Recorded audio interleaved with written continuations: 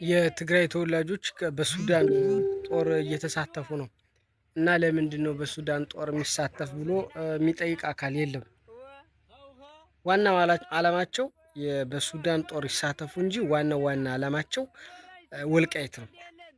ወልቃይት ጠገዴ አካባቢ ሰቲት ሁመራን ይዘህ መውረር ነው።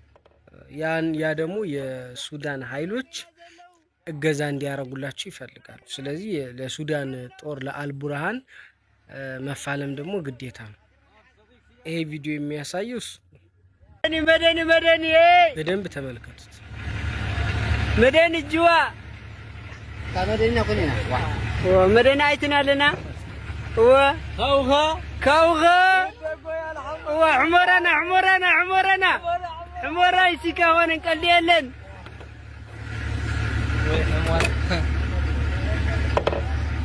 ياو شفر ذا أقبينا زلو كاش معري نوزي صديق سيارة جوا مدني يا خلاص تقبلي وانا جوانا تبسانو جمعة بتوتي ناي برا جيري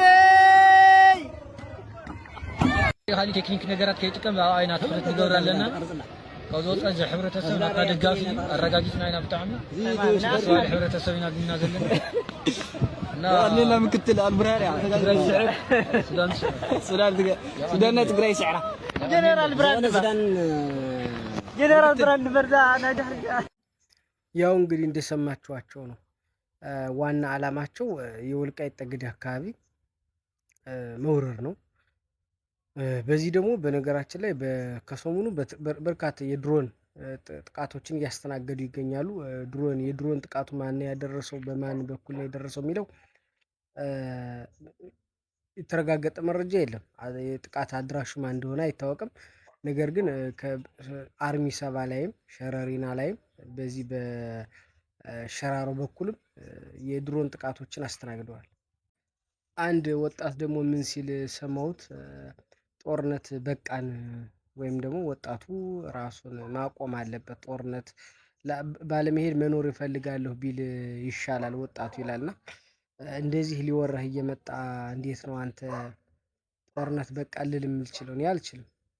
ምክንያቱም ሊወራህ እየመጣ እየተዘጋጀ እያየሁት ነው።